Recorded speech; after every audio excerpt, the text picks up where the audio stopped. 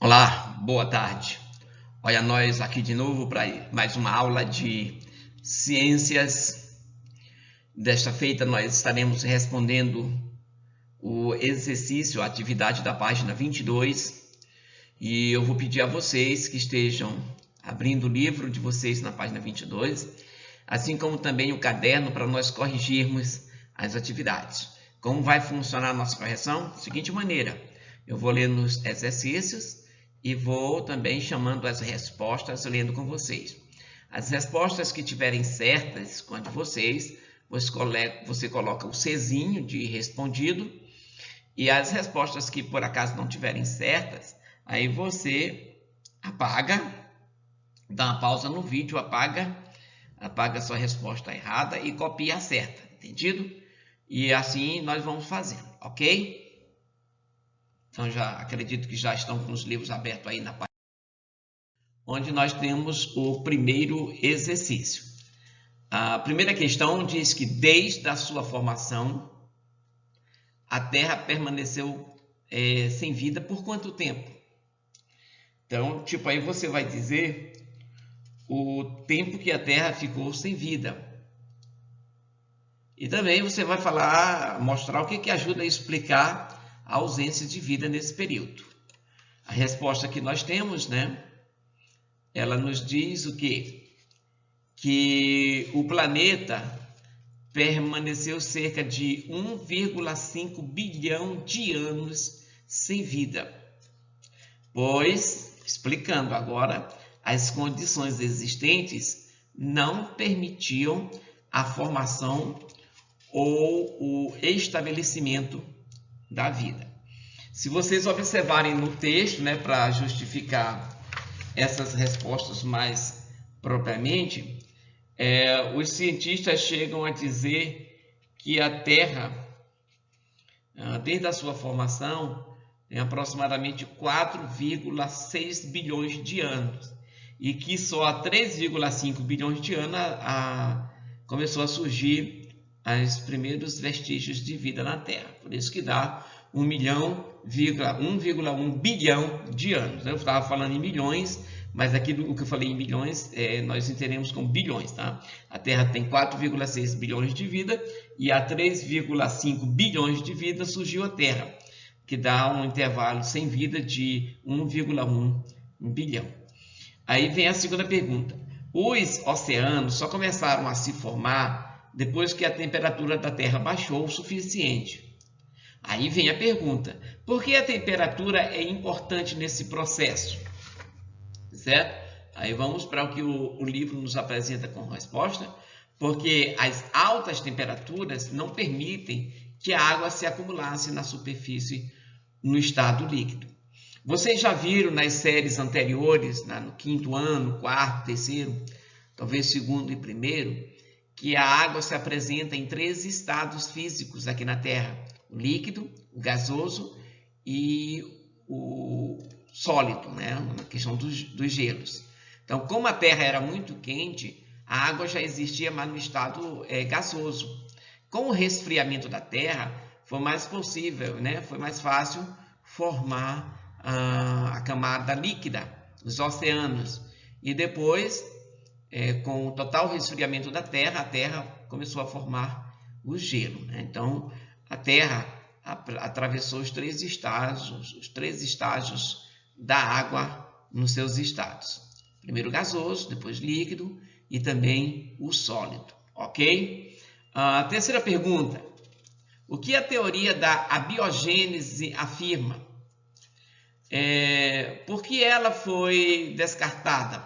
Aí nós temos as primeiras teorias, criança?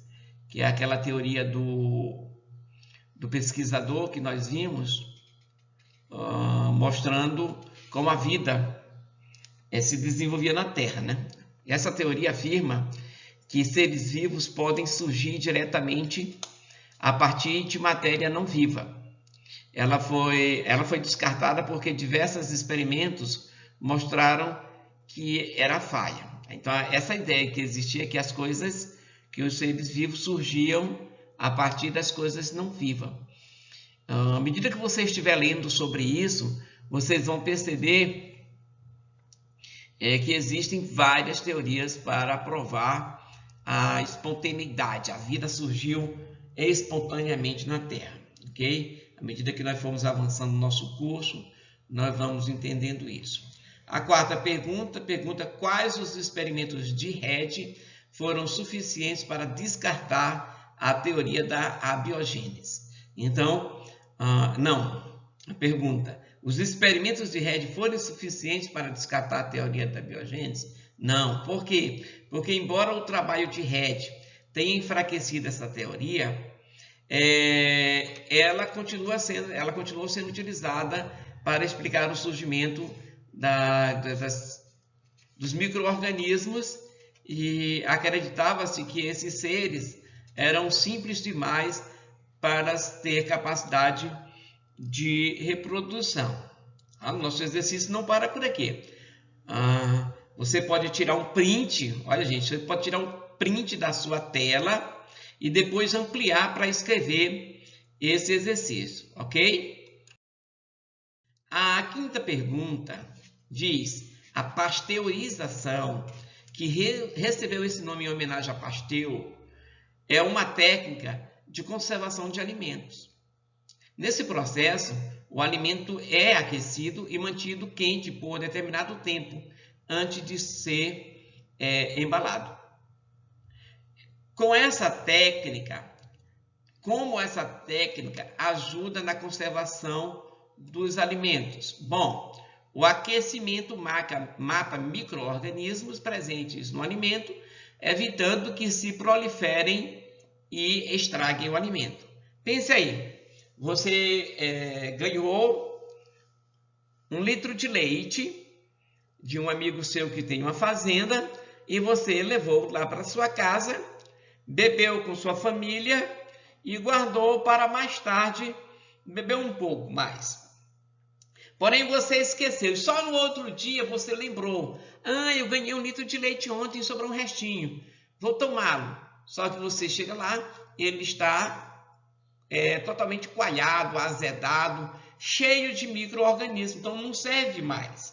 Se você tivesse pego o litro, colocado no papel para ferver, você teria bebido o leite durante todo aquele dia, teria ficado para o outro dia e ainda estaria bom. Então, isso é a pasteurização. Quando você ferve o alimento, ele passa a ter uma durabilidade maior, ok? Após a embalagem, agora a questão letra B, da quinta. Após a embalagem ser aberta, o alimento continua esterilizado? Sim ou não, né? Vamos ver. Explique com base no processo de Pasteur. Ele está dizendo que não, porque com a abertura da embalagem, ele permite o acesso de micro-organismos ao alimento. E isso se relaciona à etapa do experimento que Pasteur, em que ele quebra o gargalo do frasco esterilizado. Mas, gente, tem alimento que você cozinha, por exemplo, aquela carne do almoço que sobra, que você não come a carne toda no almoço, e aí guarda na geladeira para comer no outro dia. E aí no outro dia você só aquece e ela está pronta para o consumo. Então existe já, apesar de alguns alimentos não dar certo essa questão aí, outros sim. Por isso, essa primeira resposta do não aqui se referia a poucos alimentos. Porque você sabe que alguns alimentos, mesmo pasteurizados, depois de aberto, a gente ainda consegue consumir 2 ou 3 dias, né? Após a sua abertura, tá bom? Mas, por enquanto, deixa essa resposta do jeito que está aí. Não, pois com a abertura, né? A tendência é de ela se contaminar novamente. Só tem um tipo de alimento que você pode abrir e deixar solto no meio da sala, aí, em cima da mesa, no canto da sala, no lugar onde tem muitas baratas na sua casa, e ele não vai ser contaminado. É a margarina. A margarina, nenhum inseto senta nela, tá? Pode experimentar se você quiser. A sexta pergunta, o que a teoria da biogênese afirma? Esta teoria afirma que todo ser vivo se origina de outro ser vivo. Ok, essa foi a correção do nosso exercício. Maravilha?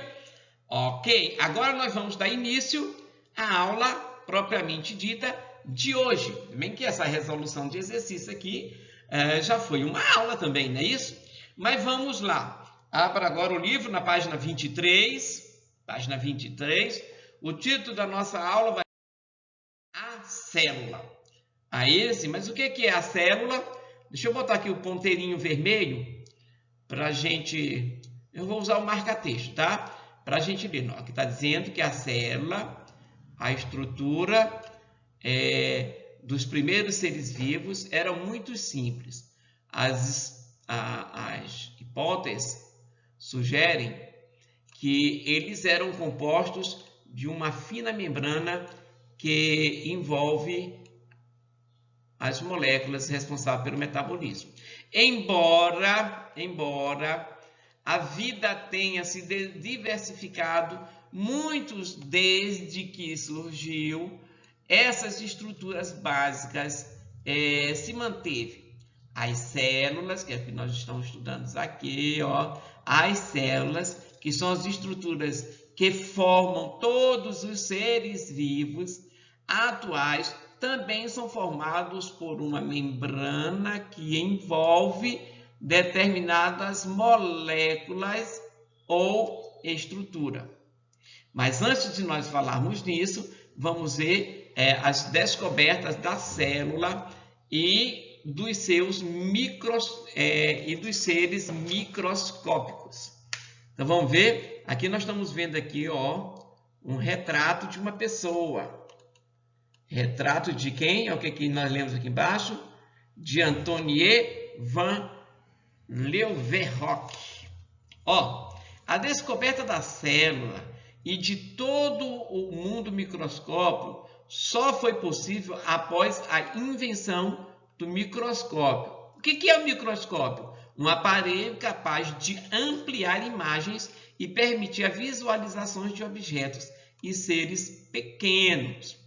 Não se sabe ao certo quem criou o primeiro microscópio, mas os primeiros registros de observações com esse equipamento datam do século XVII, feitas pelo comerciante holandês Antoine van Leeuwenhoek. Eu não sei ler esse nome aqui, se vocês conseguirem ler, vocês pronunciam ele aí e botam aí no grupo, para eu aprender. Vamos ler aqui como se fosse em português. O que é W, nós vamos botar V. O que é H, a gente desconsidera e lê o E com K. O K como K mesmo. Aí fica o quê? Leeuwenhoek.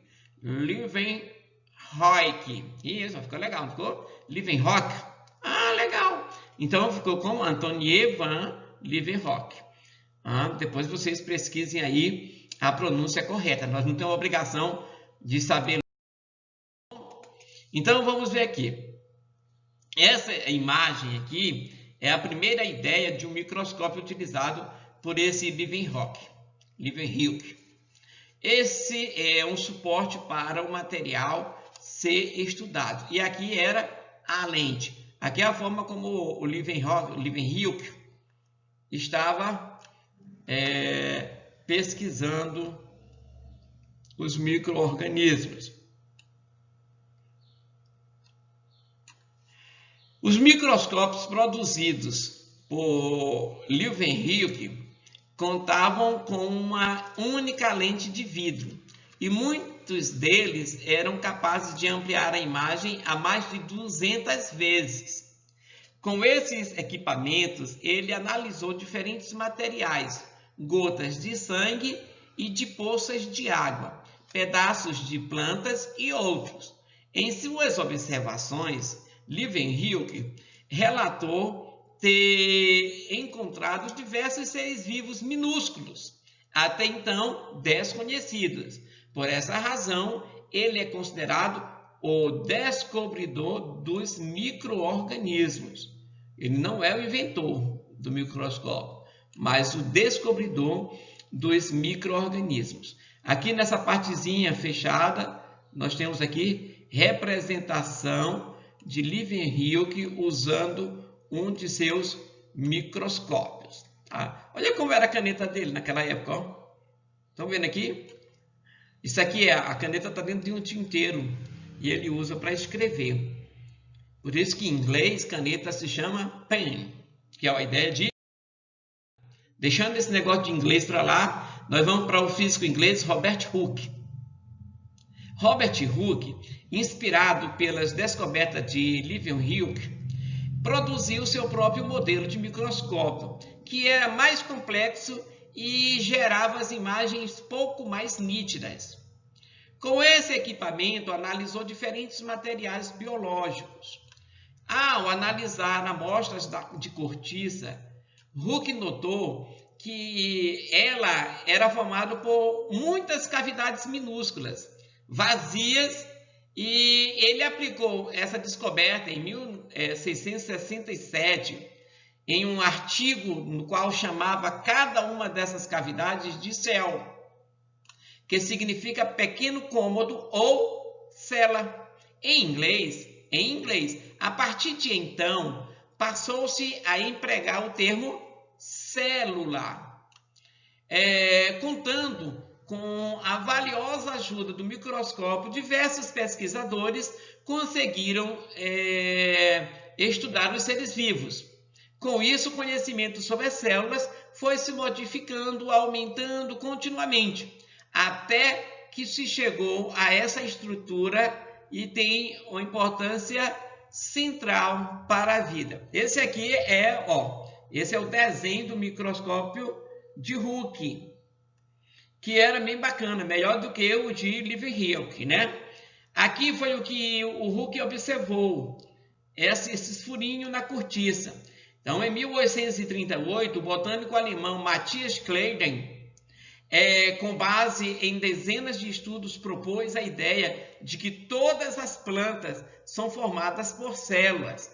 No ano seguinte, o zoólogo alemão Theodor Schwann propôs que os animais também são formados por células. Essas conclusões, apoiadas por pesquisas diversas e outros cientistas, deram início à criação da teoria celular. Vou pintar aqui de amarelinho para vocês a teoria celular. O que é que ele diz aqui? A teoria celular se fundamenta em 3 ideias que podem ser simplificadas da seguinte forma: todos os seres vivos são formados por células. Primeira teoria, todos os seres vivos são formados por células. A segunda teoria diz que as células são a unidade básica de estrutura e funcionamento dos seres vivos, ou seja, todo ser vivo é formado por células. E o último, uma célula só pode ter se originado de uma outra célula que tenha existido anteriormente. Ou seja, uma célula só pode ter origem em outra pelo processo de divisão celular. Então, a divisão celular, na realidade, é uma forma de reprodução das células. A teoria celular teve um grande impacto no estudo da vida. Pela primeira vez, ficou claro que seres muito diferentes, como uma árvore e um inseto, são formados pela mesma unidade básica. Essa teoria é um exemplo de como o conhecimento científico é construído coletivamente ao longo do tempo. Não é da noite para o dia, ao longo do tempo. O trabalho de diversos pesquisadores demonstrou que todos os seres vivos conhecidos, dos maiores aos menores, são formados por célula. Agora nós estamos vendo aqui um pesquisador da atualidade utilizando um microscópio também da atualidade, totalmente diferente daqueles primeiros observados, ok? E as células, como elas se estruturam? Bom, as células estão estruturadas assim, toda célula tem 3 componentes básicos: a membrana plasmática, o citossol e o material genético. O que é? A membrana plasmática, ela cria um isolamento para a célula, separando-a do ambiente externo e o ambiente interno. Essa membrana controla a entrada e saída de diversas substâncias. Alguns tipos de célula contêm ainda com uma camada que reveste toda a célula chamada de parede celular, que são as células vegetais. Essa estrutura pode ser de diferentes tipos e geralmente tem função de manter a forma da célula e de protegê-la. O citossol, né, o interior da célula, que é preenchido por um líquido viscoso chamado de citossol, onde ficam imersos as demais estruturas moleculares da célula, é um outro componente presente nas células, que é o material genético. Ele é composto pelo DNA, que armazena instruções e que controla o funcionamento e a reprodução das células. Dependendo do organismo, do material genético no interior da célula, ela pode ser classificada em procariótica ou eucariótica. Nas células procarióticas, o material genético se encontra livre no citosol. Esse material livre no citossol, ou seja, está espalhado, não tem um núcleo individualizado. Todos os organismos procariontes, como as bactérias, são unicelulares, ou seja, formados por uma única célula. Nós temos aqui o exemplo de uma bactéria. Tá vendo? Isso aqui é uma bactéria. A material genético, esse que está aqui no centro, ó, ele está solto, disperso no citossol, ok? Aí nós temos aqui essa parte mais grossa, a esverdeada, é a parede celular. Essa mais fina de dentro é a membrana plasmática e essa parte aqui é o material genético. Esse é azul, é o citossol. Nas células mais complexas, são chamadas de eucarióticas, células verdadeiras, o material genético fica organizado em uma estrutura membranosa denominada de núcleo. As células eucarióticas apresentam uma grande variedade de organoides, que são pequenos órgãos, também chamados de organelas. Essas estruturas ficam imersas no citossol, entre o núcleo e a membrana plasmática, e cumprem funções específicas na célula. Existem organismos eucariontes unicelulares, ou seja, formados de uma única célula, que é o caso dos protozoários, algumas algas e alguns fungos. Mas a maioria dos eucariontes são pluricelulares, que quer dizer formado por muitas células.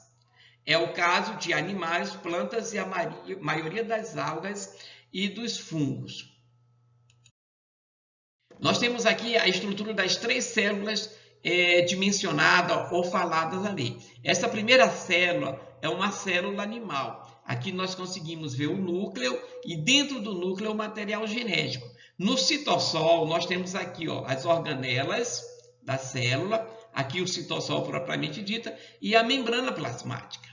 Nessa segunda figura aqui nós temos, aqui ó, fazer uma setinha aqui para ficar fácil de ver. Aqui nós temos uma célula vegetal, que também apresenta o núcleo da mesma forma que a célula animal. E lá dentro nós temos o material genético do núcleo e aqui fora o citossol, e o citossol cheio de suas organelas celulares. Aí um cortezinho aqui mostra a parede celular e a membrana plasmática. Aqui nós estamos vendo, por exemplo, uma ameba, tá? Um protozoário. Para ficar mais fácil de entender. O protozoário ele é uma espécie de uma célula parecida com a célula animal, tá? Que tem material genético, o núcleo e os nucleolos, né? Os organoides, aqui mergulhados no citossol e a membrana plasmática. Ele aparece nessa forma aqui porque geralmente eles aparecem em várias formas. Não tem uma forma específica para uma ameba, tá? A seguir, na página 25, nós tivemos uma atividade, mas vocês não precisam responder a atividade da página 25. Lembrando, não precisa responder a atividade da página 25. Se você quiser responder, responda por sua conta própria. Não precisa me mostrar para eu ver se está certo ou errado. Porém, aqui embaixo, na página 26... Desculpem, aqui embaixo da página 27, nós temos uma pequena atividade. Tá? Essa pequena atividade tem 3 questões. Não é para escrever as questões, tá bom? Não é para escrever as questões. É para vocês escreverem as respostas no caderno, entendido? Como é que é, tio? É para escrever as questões? É para deixar quantas linhas? Não, não é para escrever as questões. Vocês escrevam lá no caderno. Resposta da atividade de ciências da página 27. E aí bota só a resposta das questões. Entendido? Se vocês observarem, hoje nós tivemos 2 conteúdos em uma só aula, mas vamos ter apenas uma atividade para responder, ok? E nós vamos responder essa uma atividade no caderno. Até a próxima aula. Um abraço e fiquem com Deus. Tchau!